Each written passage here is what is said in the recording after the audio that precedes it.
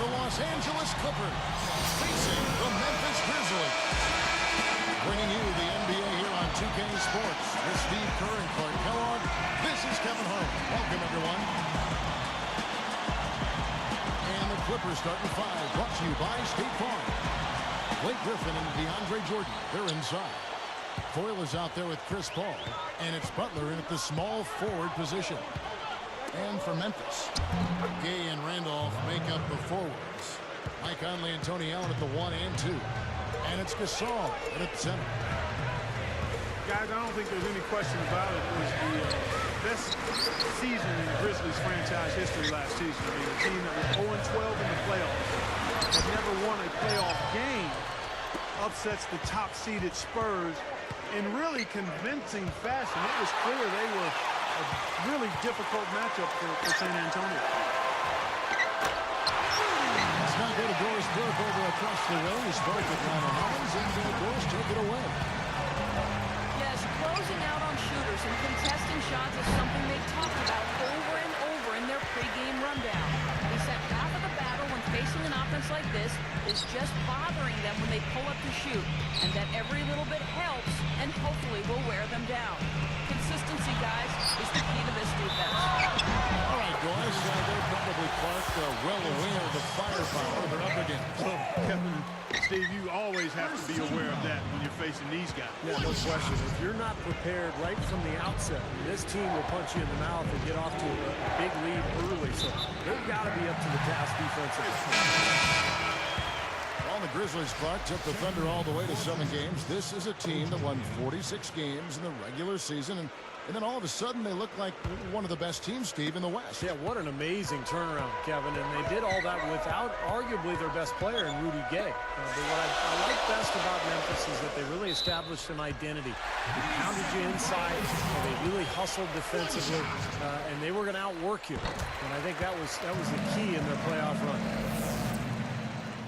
And he shows the focus there, nails the technical. You know, guys, I like what the Clippers have done. They have added some really good young talent to build on, and they're looking to improve upon their 9-32 road record of last season. Here's Paul, following the basket by O.J. Mayo. Here's Ford. Shot to stop the run. Good on the jump shot.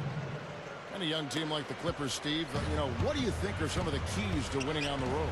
Well, it starts with defense and rebounding because when you go on the road, you can't count on making long shots and getting transition and finding easy points. The game's going to be tougher, so you have to defend and rebound to give yourself a chance. Here is Conley. Outside Mayo. It's in there. Conley with the assist. Mayo's got 5 now. Nice start here. Taking 5 shots, only missed 1 of them. It was a tough year last season for O.J. Mayo. He was bumped from the starting lineup. He was suspended for a period of time. He ended up on the bench for Memphis, but he did have some good games as a reserve. But he'll want to really build his career from here and get back into that starting rotation. And stolen by Butler. Paul kicks to Ford. Back to Paul. Now Griffin inside. Working on Randolph. Griffin. A stupendous finish in traffic. Steve just talking about Mayo, Clark. It really was a roller coaster year for him. Yeah, it was a lot of speed bumps, if you will. Ups and downs, but a lot of different issues. Part of it, a young player adjusting to the demands of being a pro on and off the court. But there's clearly plenty of talent and a great foundation with Mayo to work with. How's that for finishing with flavor? Absolutely fantastic. I think he was saving that one for a special occasion. It's Mayo on the wing. Over Foy. Shot by Mayo is no good. Kind of a waste of a possession there. Absolutely empty trip. That's not the shot you're looking for in that situation. First person, team's first. Out of bounds. And they retain possession.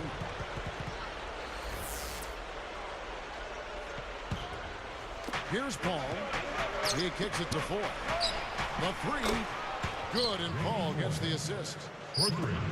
Foy's got 5 now. He's been ready to roll offensively at the beginning of this game. He looks smooth out there. Conley, the pass to Mayo. That's in there. Conley with the assist. 7 points for O.J. Mayo. Paul outside. And Griffin backs in. Shoots from the post. Good, and Paul gets the assist. Paul's got 3 assists in the game. The Grizzlies trail by 6. Conley against Paul. And plenty of contact on the shot. So 2 free throws coming up. Well, one thing you hear out of Memphis is that Mike Conley has really stepped into more of a leadership role. He's been much more vocal in that point guard spot. And he had a great season last year when Memphis made it to the playoffs. That's also good. So he hits both free throws.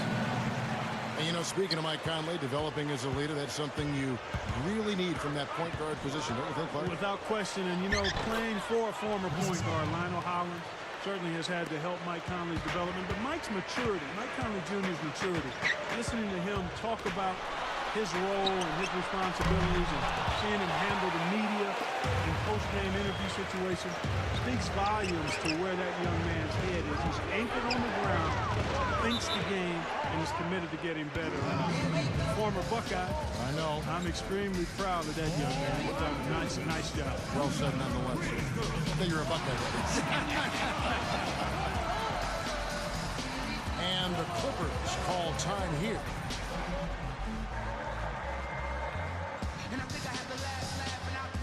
Both teams will make substitutions.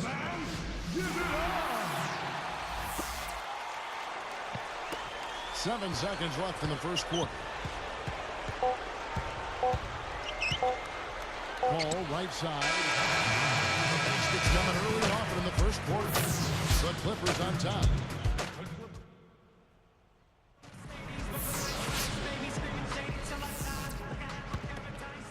And now the second quarter just getting set to start. You know, it may not sound like much, but the Clippers managed to go 19-33 against the Western Conference last season. That was a solid 4-game improvement, though, over the prior season. And a moment now to reset the lineups, courtesy of Gatorade, all fueled up for the second quarter of basketball. So the Grizzlies 5 right now. Conley and Mayo in the backcourt. Randolph and Gasol together inside. And it's Arenas in at the 3. He just rattled off that nice record against the West. Their best mark, Steve, in the last 3 seasons.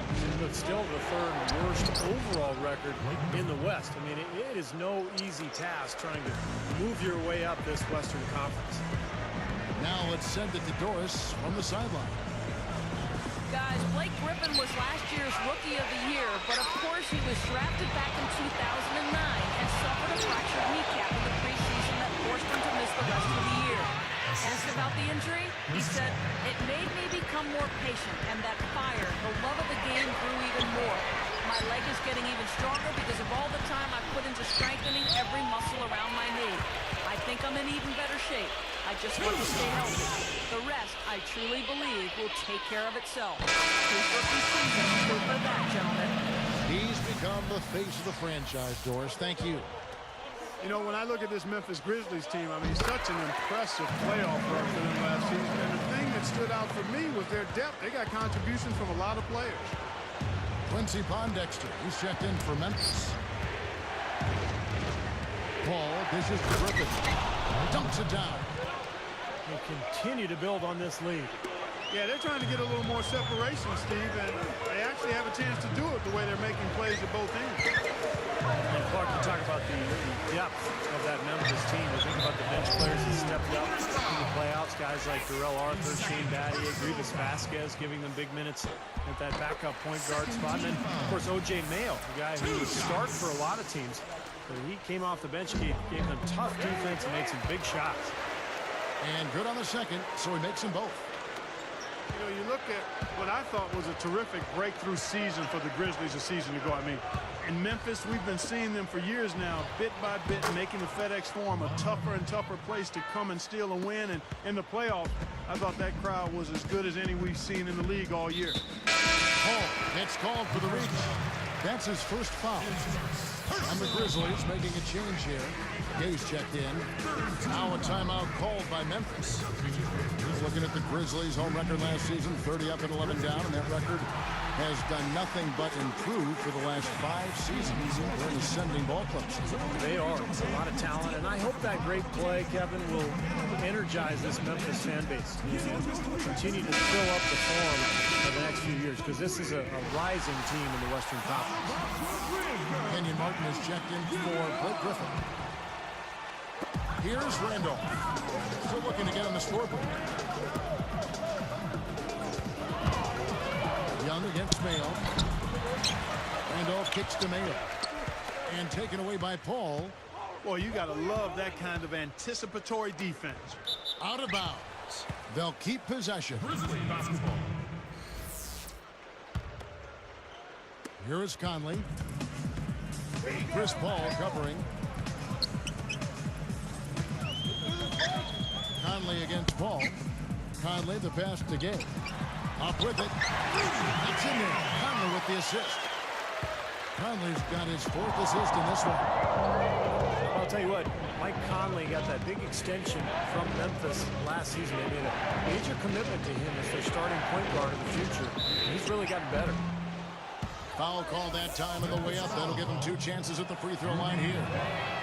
See, Mike Conley Jr., the son of the Olympic gold medalist in the triple jump, you know, he's always been a terrific player. Athleticism, Clark, has never been a question there, sir. No, and he's had a really strong last 2 years, I think, in terms of his development. He's added some strength. He's become a little better at shooting the ball from the perimeter, and he continues to grow as a real savvy and clutch playmaker. You see very few mistakes from him at that end of the floor. Here's Young from the arc. And a great assist by Paul as that one goes in. Well, that's a quality look there. The defense a bit late. And 2 straight now from long range, putting up points in a hurry, Clark. From the sideline, let's catch up with Doris Burke. Hey, Kevin, well, the Clippers traded away their first-round pick last season to the Cavs. At the time, because the draft was not supposed to be that great, they didn't think too highly of it, saying they didn't see anyone they particularly thought of that high in the draft. But it ended up being the #1 overall selection. We'll see how that pick pans out over the next several years, guys. Great. Thanks for the report, Doris. You know, it certainly isn't paying off in the short term. Well, obviously, you know, after the fact, you say, well, they should have kept the pick. They'd either have Derek Williams or Kyrie Irving right now, but it's too late now. And at the time, they were just trying to save money, and they felt like they had their positions covered. Butler dishes to Martin. Gay comes over with a double team. 6 to shoot. Paul kicks to Jordan. Butler.